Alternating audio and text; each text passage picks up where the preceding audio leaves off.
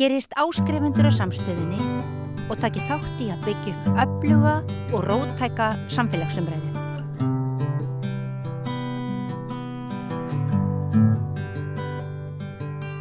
Þá ætlum við að ræða íslenskuna og við fengið hingað tvær góða konur, Ólína Kjerúlf Þorvarðardóttir. Þú ert prófessor og deildarforstjóri á Bifröst og svo áttu sæti í íslenskri málnefnd. Sætti það. Og ert hérna áhugasöm íslenskuna. Mætti kalla þig svona verndarsinna? Verndarsinna, já, en samt snýst nú það að vilja vega og vanda íslenskrar tungu snýst samt ekki bara að vernda tungumáli, heldur líka kannski að leyfa því að þróast og bara að það nýtist okkur sem móðurmál, sem þjóðtunga. Það eru nokkur sjónarmið sem koma þar til greina, til álita. En ég nefndi verndarsinni að því að kannski eins og Eiríkur Rögnvaldsson og svona sem er svona kannski meira svona fljótað horfir á að tunga geti orðið til.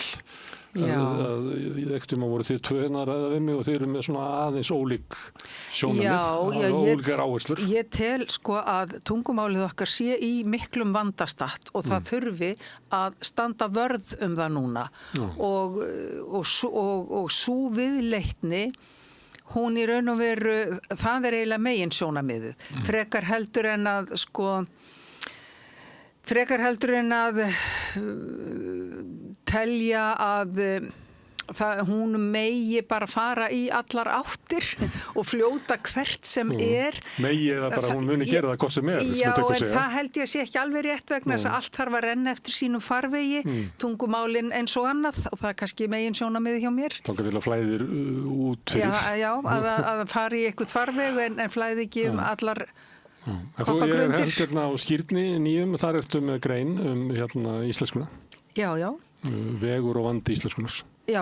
Þannig að þú hefur lifandi... Þar sem ég er að velta því fyrir mér, hvort að fullyrðingin, þrenning, sönn og ein, land, þjóð og tunga, hvort að það eigi við rök að styðjast og hver sé staða íslenskrar tungu og hvað sé til ráða vegna þess að vandinn er augljós. Já. Hér er líka Lína Hallberg sem er tannlæknir og áhuga manneskja íslensku kennslu fyrir útlendinga. Þú komst hérna fyrir, ég held eftir 2 árum. Já, hvað svona? Já, það var mjög áhugavert að heyra hversu veik íslensku kennsla við útlendinga er. Já. Og þú hafði dregið það saman og reynt að reka á eftir ýmsum ýmsum og voru við ekki líka ræða á þeim tíma svona samþykktir íslenska málnefndar sem var einn áður en þú komst eða hvort það var eitthvað í þeim tilfellum að það var búið að koma 2 svona stefnur og í hvoru stefnunni var raunverulega verið að tala innflytjendur. Já. Sannleikurinn er nefnilega að sá að það er svo mikið metnaðarleysi í gangi gagnvart því að kenna innflytjendum íslensku og það er stefnuleysi í gangi og þetta er mjög mikilvægur liður í því að verja íslenska tungu og viðhaldinni sem lifandi máli. Það er að sýna svolítið metnaði því að hjálpa fólki sem er að koma til landsins að tilenga sér málið og geta nota það, þannig að það er besti lykillinn að samfélaginu, það er tungumálið. Þú ert sammála því? Já, ég er sem sagt tannlæknir og fór á námskeið að mér langar ekki að búa á Íslandi og ekki geta tala íslensku og ég fór á öll námskeið sem voru til en þá var ekki hægt að ráða kennara í skólanum. Íslenska ríki segir að það eigi að vera til 9 námskeið en við vorum að ræða þetta síðast, það er ekki til 9 námskeið svo mér finnst það bara klikkun að manneska eins og ég þarf að fara í háskóla til þess að geta lært íslensku. Sem er þá íslenska fyrir sem annað mál. Sem annað mál að því... Og á svona akademísku stigi sem er kannski ekki það sem þú ert að sækjast eftir. Þú ert bara að sækjast eftir þjálfun og æfingu í því að geta talað fleiri þætti lífsins á íslensku heldur en grunnnámið sem er í boði. Já, og svo er það líka það að Íslendingar er svolítið kvarta yfir að útlendingar séu ekki að læra tungumálið en ég held ótrúlega fáir vita hvernig raunveruleikan er. Af því það eru ekki til námskeið, það er ekki til kennsluefni, það vantar bara líka fyrir krakkar á Íslandi. það ekki til nóg bækur til að lesa eða sjónvarpsefni, allir bara YouTube og slikt, en mér finnst það alltaf lofað og sagt og gert og svo gerist ekki neitt. Já. En staða innflytjenda sem að vill læra íslensku, að hann getur farið á, það eru námskeið hérna með þessu húsi, hérna er multikulti hérna uppi og svo er dósaversmiðan og mýmir og alls konar. En þar getur maður orðið bara svona slarkhæfur. Sko það er til, ég hef búin að prenta þetta, ég segi ekki neitt rangt. Sko íslenska mennta- og menningarmálaráðuneytið kom úr 2008 með námskrá íslenska fyrir útlendingar grunnnám og svo 2010 framhaldsnámskrá. Svo það eigi að vera til 9 námskeið. Og eftir þessu 9 námskeið þá er þetta ekki komin á stig B2 eins og nú til dæmis Landspítalinn með kröfur að þess starfsfólk eigi að vera með. Já, það er ekki með fullur frá honum hérna á næsta þriðjudag, ég ætla að halda umræðina áfram þá. Já, það er gott að geta komið því að sko að Háskólinn á Bifröst er búin að gera samning við Landspítalann að annast kennslu og þróun prófa, sko staðlæra prófa eða svona stöðuprófa fyrir erlenda upp í þetta B2. Já, og við höfum sko verið með síðustu ár framboð á íslensku fyrir erlenda nemendur sem eru í háskólagátt og endurmenntun hjá okkur. Þannig að fólk þarf ekki að koma upp á háskólastig til að læra íslenskuna. Heldur er þetta íslenskunám sem miðar að því að hjálpa fólki að komast svo í háskólanám á íslensku. Nú erum við að tala svona bara fyrir allir B2, þá á stigi B2 hefur tungumálaneminn getur færni til að tala nokkuð þreibrandi og taka með nokkru öryggi þátt í samræðu við móðurmálshafa. En ekki fyrir á stigi C1 hefur tungumálaneminn mjög gott vald á töluðu og rítuðu máli. Sko þeir eru, sem sagt, íslenska ríkja með einhvern ramma sem næð þá í B1 og smá B2. En það er alltaf bara gert eitthvað ramma en það vantar grunninn eins og núna það er kröfur B2 en tungumálaráminn er ennþá í vinnslu í háskóla. Við vitum ekki svona alveg nákvæmlega hvað sem það er og svo líka... Mér meinar að það sé ekki búið að skilgreina hvað felst í því getunni B2? Já, það er til náttúrulega hjá evrópska tungumálarammarnum en það er ekki búið formlega að setja það fram á íslensku. Og svo líka... Þú getur ekki bara sagt þetta á ensku, við ætlum bara að þýða yfir á íslensku að því hver tungumál er með svona eitthvað slíkt. Og líka ramminn, það eru svona 5 svona mismunandi færniþáttum. Það er hlustun, lestri, samskiptun, talmáli og rítun og það er líka það sem íslenska ríkið er með það er svo mikið galli í þessu að það er bara eitthvað gert en til dæmis það stendur svona áfum 4 á námskrun er að ætla að þjálfa þá færni sem samsvara viðmiðunarrömmun A1 til A2 en ég er bara svona spurningi hvernig getur það verið að því það kemur líka fram megin áherslan er á skilning og talað mál í öllum áföngum er áherslan fyrst og fremst að tala mál og málskilning og við lærum aldrei að skrifa svo hvernig stemst þetta að jú, þú ert á stig A2 en bara nei, þú ert ekki að kenna allt. Svo það er svo mikið svona bara að fara yfir þetta og gera þetta almennilegt, ekki bara eitthvað svona. Og líka, mér finnst það styrk í eitthvað verkefni hér og þar og þarna og þarna. Í staðan bara að hafa eitthvað mjög gott. Eða til dæmis Icelandic Online er til, en svo er það bara búin að fá styrk en það er enginn sem fylgst með. Af því ég sagði svolítið mikið að ég væri ekki ánægð með Icelandic Online sem ég var mjög gagnrýnd fyrir svo ég ætla bara að fara inn í Icelandic Online og sjá einu sinni hvernig það er en ég komst ekki inn í kerfið og ég sendi tölvupóst á háskólan en það var sumarfrí svo það var 7 vikur og ekki hægt að komast inn í kerfið og það er ekki nú gott. Svo þetta lýsið svona eins og það vanti alvöruna í þetta verkefni sem er náttúrulega risastórt verkefni er ekki hvað, næstu 60-70 manns á Íslandi sem ég meina OECD hefur gefið út skýrslu sem sýnir að innflytjendum fjölgaði mest á Íslandi í OECD-löndunum og aðeins 18% þeirra sem að flytja til landsins telja að eigin mati að þeir geti talað sér til gagns. Þetta lægsta hlutfall í öllum OECD-löndum, það er 60% yfirleitt í öðrum löndum. Þetta segir svolítið hver staðan á Íslandi. Hún er alveg afleitt, hún er fyrir neðan allar hellur. En hún er bara afleiðing af því að við höfum ekki gert þetta. Og það sem hún er að lýsa, hún Lína, að sko það vantar alla alvöru í málið, það vantar alla yfirsýn og eftirfylgni. En þetta er að mínu mati sko vandi málefna íslenskunnar í heild sinni bara í hnotskurn. Allt sem varðar stöðu íslenskrar tungu er einhvern veginn á þessa bókina lært. Málaflokkurinn er vistaður í 5 ráðuneytum. Þú getur bara rétt ímyndaðir hversu mikil yfirsýn er þá yfir málaflokkin. Þegar 5 ráðuneyti er að togast á íslenskuna eða íslensku fyrir... Nei, bara íslenskuna. En íslensku kennslan, hún er líka skipt á milli ráðuneyta fyrir Já, ég er bara að segja, þessi málaflokkur, íslensk tunga er í 5 ráðuneytum.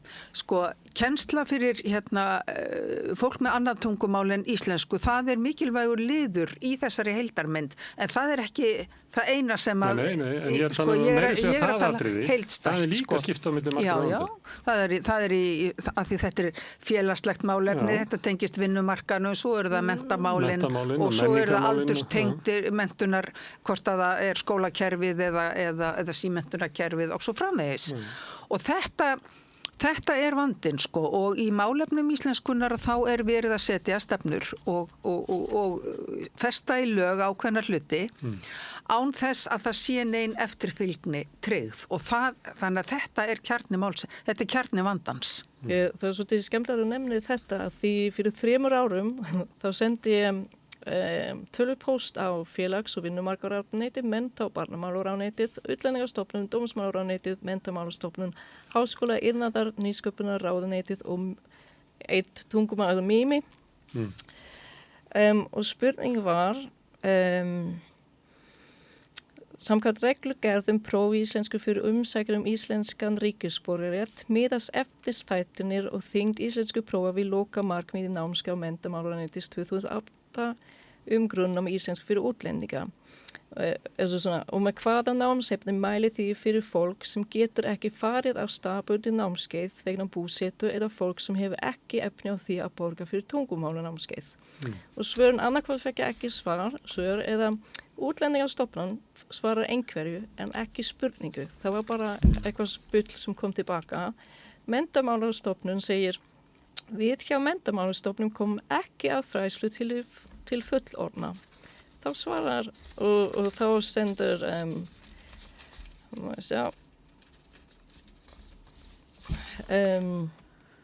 og er falið af Dómsmálaráðuneytinu að sjá íslensku próf fyrir ríkisborgararétt.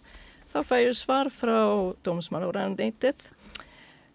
Menntamálastofnun sér gerð íslensku prófa fyrir umsækjendur íslenskans ríkisborgararétt. Og svona fyrir allan tíma og Háskóla Íslands.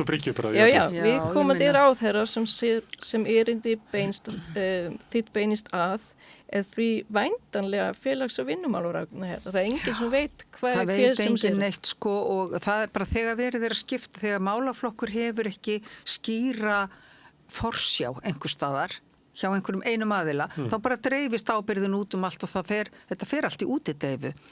Það er vandamálið. En, já. Má ég spyrja einu Lína, þú hefur lært íslensku og þú kann fleiri tungumál. Já. Alveg upp í 2 löndum minni með ekki? Nei, bara í Sviss, en foreldrar eru Svíjar, já. Ég myndi eftir Svíþjóð og Sviss. Ólína, hún er náttúrulega, ég býst að hún sé alveg upp við kröftuga íslensku og hún er búin að vera blaðamaður og rithöfundur og fræðakona, hún er með þess að hagyrðingur og brennandi á íslenskunni. Hefur þú áhyggjur af íslenskunni? Eða ertu svona nógu vel inn í henni til þess að hafa einhverja tilfinningu fyrir því að hvort að íslenska muni lifa eða hugsaðu slíka hluti? Ég held að vera tvískipt. Það vera enska og íslensku. Á Íslandi? Já. Og hverju tala enskuna? Ég meina, það byrja bara krakkana. Krakkarnir tala ensku. Íslensku krakkar tala ensku. Já. En ég meina, það verður voða erfitt af því, ég meina, þeir eru komin á elliheimili. Hver að sinna fólki þar? Þeir eru útlendingar. Mjög oft. Þannig að ef við stöndum okkur svona illa áfram að þá það eiginlega sniðura fyrir gamla fólki að læra ensku frekar heldur en að reikna með því að starfsfólki læri íslensku.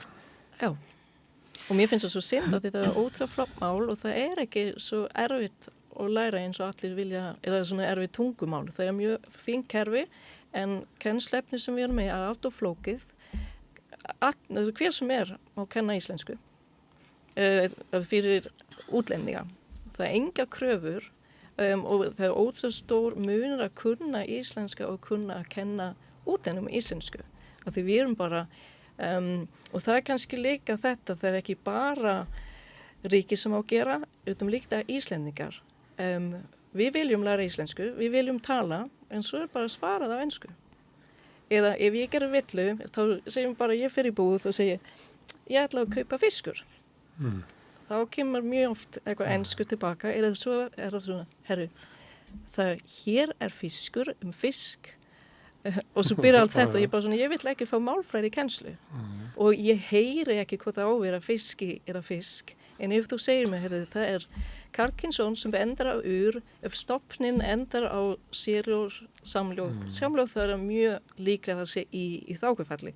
Það eitthvað sem ég get lært og skil, en og svo líka þegar ég byrja að tala reym, þá bara can I help you, eða eitthvað slíkt. Já, þetta nefnilega þetta svona menningarvandi hér á Íslandi, það þetta óþol fyrir því að geta ekki hlustað á það sem sagt með reym til dæmis, eða beitt vitlaust. Það bara taka illa móti slíku fólki. Taka illa móti slíku fólki, sko. Ég meni, ég bjó í Danmörku, þar sem var mjög vel passað upp á að til dæmis fólk sem var að hefja nám við háskólan fengi tungumálakennslu, fengi kennslu í dönsku og við vorum bara tekin í 3 vekna námskeið þar sem var bara kennt frá klukkan 8 morgnana til klukkan 5 á daginn og það var ekki talað neitt annað en danska frá morgni til kvölds og þannig bara kom þetta hjá flestum á bara 3-4 vikum. Það mér vitanlega engin slík prógram í gangi hér á Íslandi fyrir nemendur sem þurfa því að halda á neinum stigum skólakerfisins. Svo svo skrítið að það svo Íslendingar haldi að þetta sé eitthvað náttúrulögmál, að enskan muni bara taka yfir af því að það eru teikn á lofti. En það hægt að stemma á að ósi í þessu eins og öllu öðru. Ekkert land sem ég þekki til sættir sig við það að annað tungumál taki yfir menningarheiminn hjá því. Ég segi ekkert annað land sættir sig við það. Í Fraklandi var strax á 10. áratugnum sett svokölluð Toubon-lög sem að gerðu frönsku að fyrsta máli og gerðu það skylt að allar upplýsingar allstaðar væru á frönsku. Þetta var mjög umdeilt á sínum tíma en hefur reynst vel til að, ekki bara til að verja frönskuna eins og sem segja, heldur líka til að tryggja rétt Frakka til að tala sitt móðurmál. Og við sem byggjum Ísland og höfum alist upp í íslensku málumhverfi, við eigum rétt á því að tala okkar móðurmál. Og við eigum rétt á því að fá að njóta íslensks menningararfs á því tungumáli sem við höfum alist upp við. Þetta vill stundum gleymast því að tungumál ekki bara tjáskiptaform, tungumál farvegur fyrir hugsun og það varðveisluform fyrir menningu. Ef við glötum tungumálinu, þá glötum við okkar menningararfi. Fólk þarf að gera sig grein fyrir því. Það bara eins og þegar einstaklingur deyr þá deyr eiginlega heimsmynd sem hann hefur mótað sér inn í höfðinu. En þegar tungumál deyr, það náttúrulega... Þá deyr samfélag. Það bara svo fjöldamorð. Það deyr bara og verður aldrei til aftur. Já, það svo tegundadauði. Því að tungumálið liður í því að tengja þegna samfélags saman. Og við þurfum ekki að sætta okkur við það að íslenskan fljóti bara eitthvað út á bí og enskan taki yfir. Við verðum hins vegar að gera eitthvað í þessu og það þarf ákveðna hugafarsbreytingu. Fólk þarf nú í fyrsta lagi að gera sig grein fyrir því að það hægt að breyta þessu En það þarf að gera það í tæka tíð. Þetta má ekki vera eins og með umhverfismálin þar sem að mannkynnið bara vandræðast og breytir engu áratugum saman þangað til allir sjá að þetta alltaf fara til fjandans. Við þurfum ekki að láta það gerast varðandi tungumáli. Við eigum ekki að nota þá aðferðafræði. Við eigum bara að stemma stigu við þessu nú þegar og þetta alveg eins og fólk að vakna til vitundar ýmist lýðheilsumarkmið, þýðingu þess að hreyfa sig, borða holt og svo framvegis. Það að vakna til vitundar að því það fer að sjá teikn á lofti veruleg heilsutengd vandamáli í samfélaginu. Sama með tungumálið. Við verðum bara aðeins að opna augun og umræðan, hún má ekki þagna, hún verður að halda áfram. Þetta getur ekki bara verið vitundavakning meðal almennings, það þarf einhverja stjórnvaldsaðgerðir, sérstaklega varðandi tungumál að kennslu fyrir útlendinga. Já, og ég furða mig á aðgerðaleysi íslenskra stjórnvalda í þessum málaflokki. Ég bara furða mig á því og hversu vanmáttugir stjórnmálamenn virðast vera einhvern veginn í að grípa til ráðstafana sem þarf, því það alltaf sett orð á blað, það til nóga fallegum stefnum og lögin hljóma vel, en þau eru samt tvíbent, eins og til dæmis lagaákvæði sem var sett inn í lög eftirlit með viðskiptaháttum, mér minnir þau séu númer 57 frá 2005, að þar til dæmis segir að auglýsingar sem eiga að höfða til íslenskra neytenda skuli vera á íslensku. Og þegar þú heyrir þetta fyrst, þá heldur þetta ágætt, auðvitað. En þetta stórhættulegt vegna þess að ef auglýsingarnar eiga höfða til annara eins og ferðamanna, þá þetta að túlka þetta þannig að þær þurfi ekki að vera á íslensku. Og það sennilega ástæðan fyrir því að landið fullt af auglýsingaskiltum á ensku, veitingastöðum sem bera ensk heiti. Þegar þú ferð inn í Húsadal í Þórsmörk, inn að hjarta þessa lands, þá mæta þér bara upplýsingaskilti á ensku, matseðlar á ensku og yfirgangurinn enskan að flæða yfir. Vegna þess að það er ekki reistar skorður. Þetta sjaldnast það sem maður hefur ferðast erlendis. Það sjaldnast, ef þú getur ekki skilið ítölsku eða fransku eða eitthvað tungumál, að þá þarf til að biðja seðil á ensku og stundum hann bara eins og í fjölrita blað eða eitthvað. Það það bara að passa á því að þetta á íslensku. Og þar sem enskan á annað borð í landi sem ekki ensku tengt, að þá enskan alltaf í öðru sæti. Hún með smærra letri eða hún í sviga undir og ferðamenn að gera bara ráð fyrir því að þjóðtungan sé í fyrsta sæti þar sem þeir koma. Þess vegna þetta svo furðuleg ómenning hér á Íslandi og að þetta skuli bara fá að viðgangast. Og þá líka menn viljast víðast bara geta sagt takk fyrir og gjöra svo vel á viðkomandi máli. Og það skrítið að koma á veitingastað og það þjónninn segir ekki viltu tala ensku, það bara sagt talað ensku. Og þú segir ekki takk fyrir mig á ensku á Ítalíu. Nei, þú myndir aldrei láta þetta í hug. Og það líka eitt sem pirrar mig persónulega ótrúlega mikið. Af því það alltaf spurning hvenær ég stundum spyr hvenær varstu góður í íslensku eða hvenær varstu búin að læra íslensku. Og það svona, ég byrja ekki að vinna fyrir eftir 1,5 ár. Af því ég var bara ólétt en eftir 1,5 ár þá byrja strax að vinna á íslensku. Því ég var bara búin að læra orðaforða fyrir tannlæknisfræði og fór yfir heimasíður og alls konar og var búin að gera listur og vinur minna var búin að þýða fyrir mig svona setningar. Og það pirrar mig að þessu orðaforðin í veitingastakkinum, hann svo takmarkaður. Og það bara svona, ég vil allavega heyra góðan daginn og takk og eitthvað svona, það ekki flókið. Og það væri svo ótrúlega auðvelt að vera með eitthvað forrit og kennslubók bara fyrir veitingastaði. Því líka ef ég að læra íslensku, ég get ekki einu sinni æft mig út í búð. Því það bara útlendingar að vinna þar. Og það ekkert stíf krafa þó að starfsmaðurinn sé erlendur að hann geti sagt gott kvöld og hvað má bjóða þér og eitthvað svona og að hann þekki íslensku heitin og helstu réttum á matseðlinum. Það ekkert stíf krafa, þetta tekur nú ekki heilan úrmanni að tilenga sér eitthvað slíkt. Ég var á kaffihúsi og sagði einn einfaldan espresso og var beðinn að segja það á ensku. Á ensku, hugsaðu þér það, þetta náttúrulega alveg, þetta fráleitt. Já, sem eiginlega, ég sagði eiginlega sömu orðin bara. Já. En svo virðist fólk heldur ekki átta sig á því að í lögum um stöðu íslenskra tungu og íslensks táknmáls gert ráð fyrir því að það gildi ákveðin málstefna á Íslandi og samkvæmt henni íslenska fyrsta tungumál. Hún tungumáli sem á að nota í öllum opinberum samskiptum og upplýsingagjöf til almennings. Það þýðir það að í raun og veru atvinnulífið og opinbera stofnanir skildug til þess að tryggja alla upplýsingagjöf á íslensku. En þau virðast ekki vita það og virðast ekki gera sér grein fyrir því. Og það líka svolítið umhugsunarefni. Ég veit þú getur farið inn í stjórnarskrárvefinn og þá þið mjög fljótlega að vísa á kannski svona sáttmála og hitt og þetta sem ekki til á íslensku. Já. Maður lenti því að það mjög grunnt á því. Og svo náttúrulega eitt sem að líka skiptir máli ef við erum að tala um hvernig við erum að varðveita íslenskuna. Það þarf líka að tryggja það unga fólkið sem að hneigist mjög til ensku að það fái afþreyingarefni á íslensku. Þú veist, að stafræni veruleikin sem að þau eru í frá morgni til kvölds að það viðmót sé á íslensku. Og að þau eigi greiðan að... Það er erfitt að finna aðgengi að efni á íslensku. Akkurat, og að þau eigi þess kost að komast í orðasöfn og annað á netinu án þess að þurfa að borga fyrir það eða lenda í einhverjum völundarhúsi leitar og þess áttar.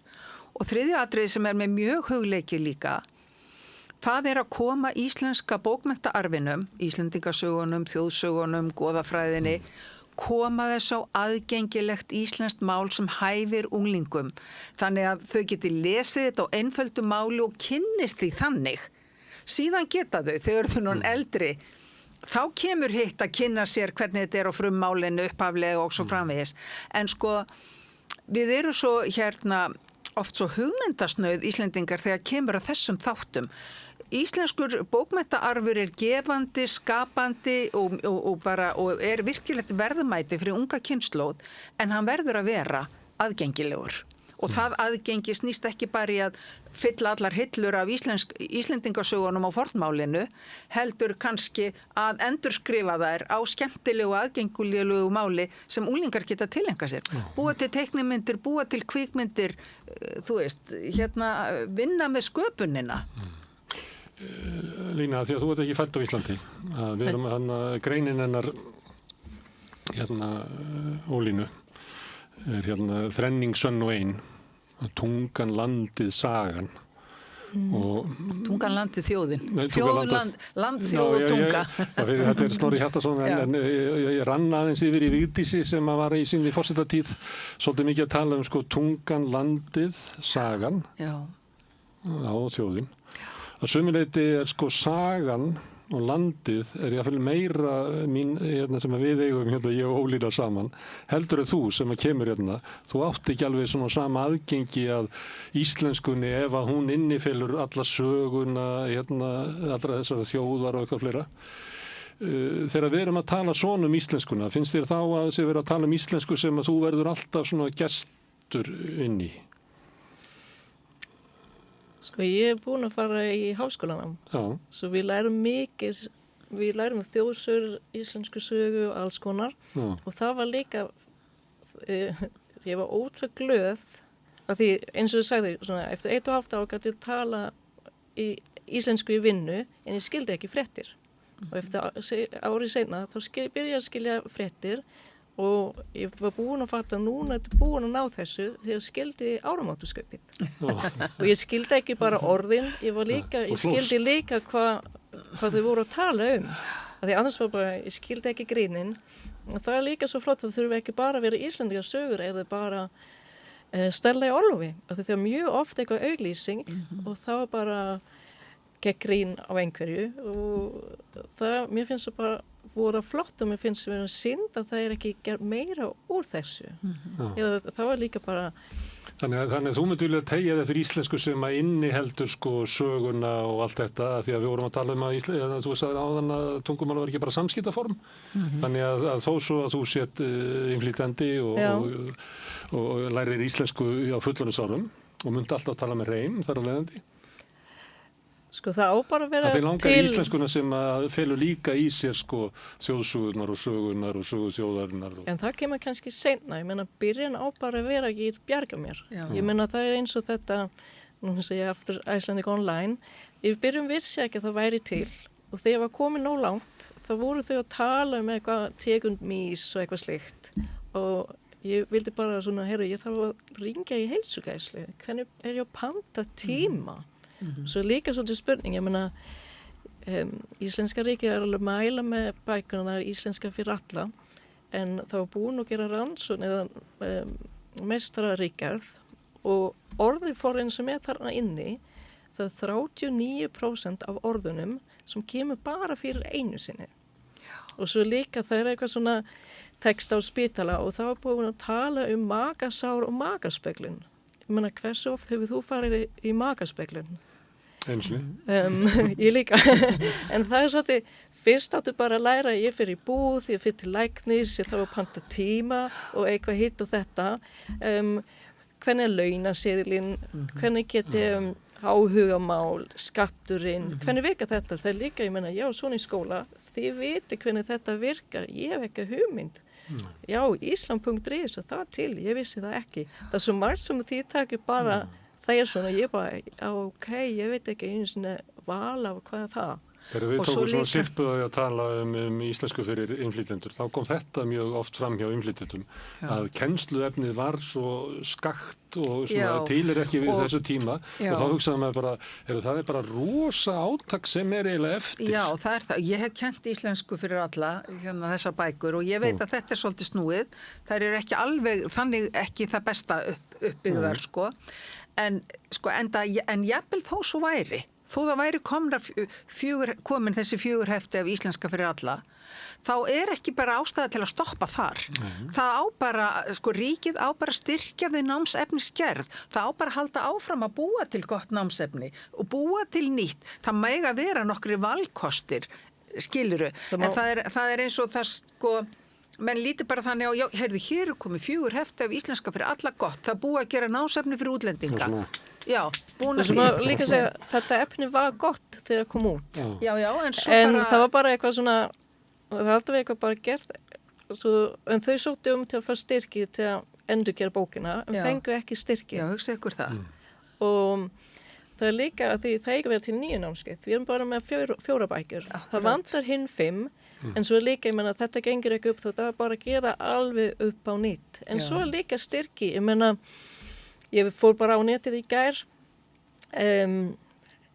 ég fann námskeiðin með 6 og 7, ég meina, það er ekki til nýtt, ég hef aldrei sett námskeið 8 og 9. Og svo er líka, ég meina, námskeið 6 í þennan skóla, í þessu skóla kannski nummer 5 í hinn, það er ekki nýtt. Ég meina í Þýskalandi fyrir á námskeið A2, þá það bara svona. Hvað með kröfur Landspítalans að fólk verði að geta notað íslensku í vinnunni? Hvað finnst ykkur það? Það jákvætt eða neikvætt? Það er jákvætt og neikvætt. Bæði jákvætt og neikvætt? Nei, í raun og veru finnst mér það jákvætt, af því núna koma kröfur, en ég sé ekki fyrir mig hvernig þetta mun ganga upp. Svo nú, það verður erfitt að geta ráðið fólk, svo núna þetta fólk sem í láglaunastörfum vonar í herri laun að það verður ekki hægt að manna Landspítalann. Já, ég er nú ekki alveg svona sversi. Ég held að þetta sé mjög jákvætt og bara í anda þess sem þarf að vera. Það er að segja, gera bara ætlast til þess að fólk sem er að koma, að það læri tungumálið og gangi þannig inn í samfélagið og ég vil nú geta þess að Háskólinn á Bifröst ætla nú að vera þarna til aðstóðar að setja þessi búa til þessi stöðupróf svo að setja meta íslenskuna með stöðluðum hætti. Það er líka eitt sem hefur svolítið vantað og líka það að fólk geti metið sig sjálft, skilur, að það sé eitthvað prófa við mót á netinu þar sem þú bara tekur sjálf próf þegjandi og hljóðalaust og sérð hvar þú ert stattur. En líka Ólína, ef þú ætlar að meta mig á B2 eða eitthvað, þá verði ég að geta farið og keypt mér eða fengið þjónustuna við að læra íslensku til þess að geta tekið prófið. Hárrétt. En það er ekki til núna. Það er ekki til núna. Það er alltaf gett kröfur að við innflytjendur bara koma og vera búin að redda sér eitthvað inn. Já, svo líka, já, ég reikna nú með að Landspítalinn gerir nú sko það fylgi nú í pakkanum að það sé gert á ráð fyrir því að fólki sé veitt þessi kennsla sem það þarf á að halda til að standast kröfur vinnustaðarins íslensku kunnáttu. Það er náttúrulega lágmark. Kannski eru margir sem að vinna það núna sem hafa ekki farið í þetta próf og standast það kannski ekki í dag. Já, en þeim hlýtur nú að vera þá boðið upp á endurmenntun. Það hlýtur að vera ekki rekað fólki. Það getur ekki hann að verið, sko. Þú ferð ekki að reka fólk sem er búið að vinna árum saman á Landspítalanum. Það sárvantar fólk, sko. Já.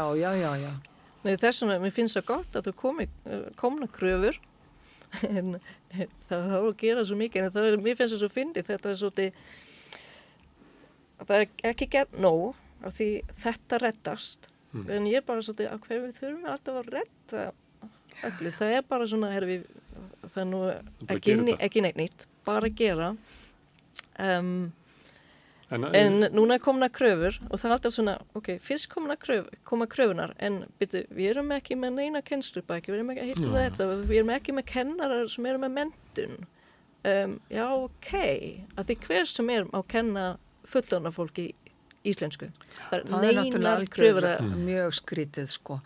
En í raun og veru, sko, ég held það alveg til menntaðir kennarar til að sinna þessu og það, sko, alveg hægt að búa til námsefni sem er nægjanlegt og gott fyrir þetta verkefni og, sko, ég held, sko, möguleikarnir eru allir til staðar. Það sem vantar bara að setja mál í farveg þannig að það kom eitthvað út úr því eins og góðu maður sagði einu sinni vilji allt sem þarf það kannski vantar raunverulega viljan Þegar við tókum svona sirpu hérna fyrir 1-2 árum að tala íslensku og innflytjendur að þá að því að ég var náttúrulega fyrst og fremst að tala við innflytjendur sem höfðu náð einhverju tökum á íslensku að þá var mér að koma svolítið óvart að það var svona vilji til þess að það yrðu settar kröfur að til dæmis ef ég ætla að afgreiða bakari þá verði ég að standast próf eitthvað A3 fyrir afgreiðslu í eitthvað búið til eitthvað system en ég veit ekki hvort að það sé almennt yfir alla innflytjendur er þetta eitthvað sem að þið sjáið að við ættum að innlega? Já, ég meina ég held að þetta sé líka sömuleyti innbyggt í sko námsefnið Málið bara eftirfylgnin. En það ekki þannig að ég með veitingastað að ég Já, þú meinar að vinnustaðarnir séu, já, ég skilji. Þá verður það þannig að ég mætti ekki ráða aðra en væri með A3 í veitinga en íslensku. Akkurat. Eða eitthvað. Já. Mér finnst kröfur allt í lagi en svo líka eins og ég má fá smá tíma. Mér finnst allt í lagi að vera með kröfur eftir 2 ár. Átt að vera komin þangað og líka dvalarleyfi. Já. Why not? Þetta er eitthvað sem við verðum að ræða. En eitt af því að við erum búin að tala mest íslensku innflytjendur.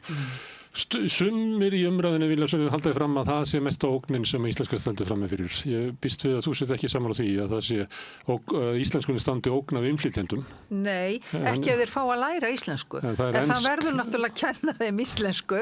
Það nú kannski grundvallaratriði. En ógnin enskur menningarheimur. Enskur menningarheimur í afþreyingunni og í öllu okkar stafræna umhverfi og með þessari gríðarlegu ferðaþjónustu sem hefur aukist svo gríðarlegu í Íslandi að þá höfum við tungumálið orðið undir af því það er svo mikið verið að svara þörfum ferðaþjónustunnar. Það er eitt. Svo er það skortur og eftirfylgni og svona markvissari stefnumótun af hálfu stjórnvalda.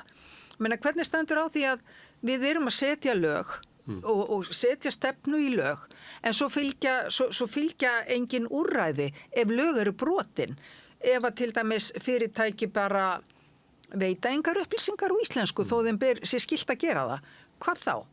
Það gerist ekkert Ég var að hugsa þetta því ég býnir í bæ og var að labba að Laugaveginn þá mundi ég allir eftir því það eru lög sem að segir að þú útstillingar þá var að standa verð Já Þetta er hvergi. Nei. Þetta er ennþá í lögum. Já. Það er bara engi sem setur verð lengur út í glugga. Það er allavega ekki allir. Nei, ég bara lappaði og skoðaði glugga eftir glugga. Það er hvergi verð. Og svo líka þetta, af hverju hérna er ekki bara í lögum að það beri að nota íslensk heiti á fyrirtæki. Bara gaktu miðbæinn og það er bara en það eru ensk heiti á öllu sem þú sérð yfirleitt auglýst. Það eru bara rétt á Hvort sem það eru kaupillinni. veitingastaðir, barir Það er eða Alvotech, Icelandair. Já. Þetta er alveg með ólíkjendum og þetta kalla ég vanrækslu gagnvart íslenskri tungu að stemma ekki stigu við þessu með löggjöf hreinlega. Mér finnst svolítið rangt að segja, ok, þú þarft að kunna þetta núna, af við þurfum tíma til að læra þetta. En ég meina, ef ég væri með bakari, af hverju bara vera með miða hérna, ég að læra íslensku og þá líka bara fólki, eins og ég sagði, ef ég segi, ég ætla bara að kaupa fiskur, þá bara að segja, nú ætlar að kaupa fisk. Það er svo miklu þægilega fyrir mig að heyra, já, ok, ég sagði fiskur, það fisk, í staðan fyrir að hér fiskur, fisk. Það er allt beygingakerfi. Það fer allt beygingakerfi og svo, það er svo mikið gagnrýni einhvern. Annarkvæmt er bara svara á ensku eða þá það bara svona, nei, ekki svona. Og miklu fallega bara að segja, já, viltu kaupa fisk? Og ef ég segi, og skil ekki, þá segir ég kannski bara hægt aftur og ef ég skil enn ekki, þá er þetta bara umorða. Það var mjög, ég veit muni eftir því að Agnieszka Sokolowska sem er pólskona sem flutti hingað á fullorðinsárum, hún fjallaði svolítið mikið þessi mál fyrir svona 2-3 árum, kom meðal annars hér og skrifaði greinar og hún sagði, ég nenni ekki að tala íslensku lengur út af þessu viðmóti. Og ég man að hún sagði einu svona að hluta þessu var það að það er alveg sama hvernig hún að tala við. Það getur bara 12 ára barn. Það eru allir sem að tala við hana eins og hún sé fáiði af því að hún talar ekki fullkomnu íslensku. Það er engin sem að telur sig vera yfir það settur að geta talað svona, fólk skilur þetta alveg. Við sendum í svona fyrirlitningar Fólk þarf að venja sig af þessu. Þetta er alveg ótrúlega ósöður. Fólk verður líka bara að venja sig á það að, eins og þú segir, mér finnst þetta mjög góð hugmynd sem þú nefnir. Ef að fólk væri bara með merki, ég að læra íslensku, að þá það líka þögul skilaboð til okkar að sýna því bara ákveðin skilning og vera ekki endilega leiðrétt eða ætlast til einhverja málframistöðu sem að ekki til staðar að svo stöddu, en verður það væntanlega síðar. Það var frábært verkefni sem að Háskólasetur Vestfjarða gekkst fyrir 1 eða 2 árum sem hét, held ég, tölum íslensku. Gefum íslensku séns. Já, gefum íslensku séns sem fólst einmitt í því að afgreiðslu fólk í búðum og veitingastöðum og annar staðar. Það skipti ekki yfir í ensku þegar stúdentarnir komu, erlendu stúdentarnir komu, heldur gaf því bara tíma og afgreiddi á íslensku. Og þetta var bara mjög mikilvægur liður í þeirra íslenskunámi. Þegar ég kom til landsins, ég fór alltaf í búð og sagði, hæ, ég að læra íslensku, getur sagt mig hvar, eitthvað. Það var enginn þú þóruði að tala ensku við mig þá. Nei, mitt. Og ég held að það sé nefnilega það sem vantar svolítið, að því það ekki allir sem eru frekrur eins og ég. Það verður bara kjáftsóp, þetta hættir alveg ef það kemur bara alltaf svona, þetta var beygingarvilla, sorry. Svo þetta kannski eitthvað sem við þurfum að ræða, því þetta náttúrulega bara svona eins og kurteisi og kultúr sem ekki alveg ljós, ég stundum svona vandræði með þetta, stundum sagt eitthvað við mig á ensku, þá svara ég á íslensku. Ég svona gerir ráð fyrir að við komandi skilji það. Ég á til dæmis ágætis vin sem að skilur íslensku en þannig að hann talar norsku við mig og ég íslensku við hann því að hann ekki alveg kominn að hann geti talað íslenskuna, þannig að það eru ýmsar útgáfur af þessu, hvernig við umgöngust þegar við erum að tala. Og svo líka þú lærir ekki allt, ég meina fyrst byrjar við kannski að skilja og geta tala, teka aðeins lengra tíma, svona var þetta allavega fyrir mig og það var líka bara allt í lagi eins og þú segir, þú talar íslensku við mig og ég svara á ensku. Já, einmitt. Sem klassísk aðferð þegar fólk að tala sig á tungumáli, þetta til. Ég stóð með að því fyrir nokkrum árum að ég var komin svolítið í þetta að gera bara ráð fyrir því að fólk sem átti að afgreiða mig talaði ekki íslensku, þannig að ég byrjaði bara ofta á ensku. Svo bara tók ég mig á og hugsaði, nei, heyrðu, þú býrð á Íslandi, þú ert íslensku mælandi, þú hlýtur að geta gert kröfu til þess að viðkomandi getur boðið gott kvöld og svona tekið niður einfalda pöntun. En þá fór ég einmitt að reka með á þetta sem ég sagði áðan, sem ég var svo hissa á, þessa kröfu að ég talaði ensku. En við eigum ekki að láta undan þessu og það engin hroki í því. En maður getur ekki látið andu sína við því bitna á þessari það má maður ekki, mjóvöxnu afgreiðslukonu sem er í bakaríinu. En það bara sjálfsagt að byrja samt á íslensku, sko, að setja hana sjálfur í fyrsta sætið, án þess að ætlast til þess að fólk taki þátt í einhverjum djúpum samræðum á tungumálinu, sko. Ég í bakarínu skipti yfir í frönsku og beðið baguette s'il vous plaît. Já, hvernig gekk það? Já, það skilja það allir í saman sér. Herðu, en má ég spyrja það einu lína því að þú ert gestur, með gestauga, eins og sagt úr Íslandi. Og þú ert ekki gestur, þú ert með gestauga, það kallar. Finnst þér að Íslendingar séu kærulausari með íslenskunina móðmáli sitt, heldur en Svíar eða Svisslendingar eiga náttúrulega mörg móðmál? Finnst þér stundu skrítið hvað við erum værukæri einhvern veginn með íslenskuna? Sko, ég meina, ég ólst upp í Sviss og ég meina, ég talaði sænsku heima, ég talaði svissnesku við vini og svo lærum við í fyrsta bekk þýsku og notum þýskuna. En ég meina, til dæmis ég fædd 1980 en Sviss var búin að fatta hversu mikilvægt það að læra tungumálið. Svo ég fór 1 ári á undan í leikskóla bara til þess að læra tungumálið. Ég lærði bara fyrsta árið í leikskólanum var bara svona vera hér, heyra tungumálið. Og svo líka kerfið í Sviss allt öðruvísi.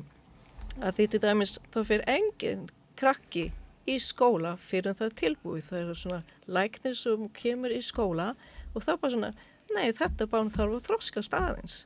Svo ég hefði geta verið í leikskóla í 3 ár bara til þess að læra tungumálið.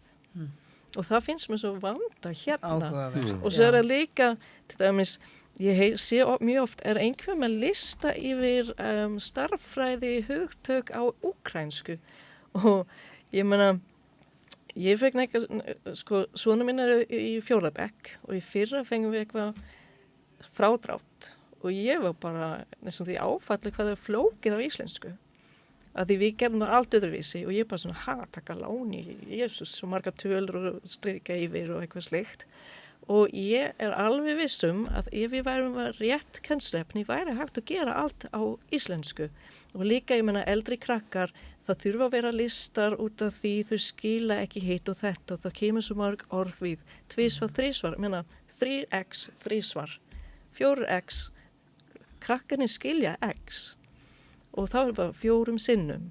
Það ótrúlega auðvelt að gera svona og líka krakkarnir skilja tölunar og x og b og hvað það allt og þá skrifur bara setninguna á íslensku fyrir neðan og svo að vera með dæmi að því við lærðum starffræði í Sviss fannst mér miklu auðveldara að þetta bara öðruvísi gert og það eitthvað svona það væri hægt og svo bara, ég meina það má bara vera einhver kennari vera með mikrofón og þá getur ég bara verið útlendingur heima og gera starffræði með krakkanum, hlustum hvernig þetta borið fram og þá get ég líka fylgst með svona, já, ok, svona þetta gert.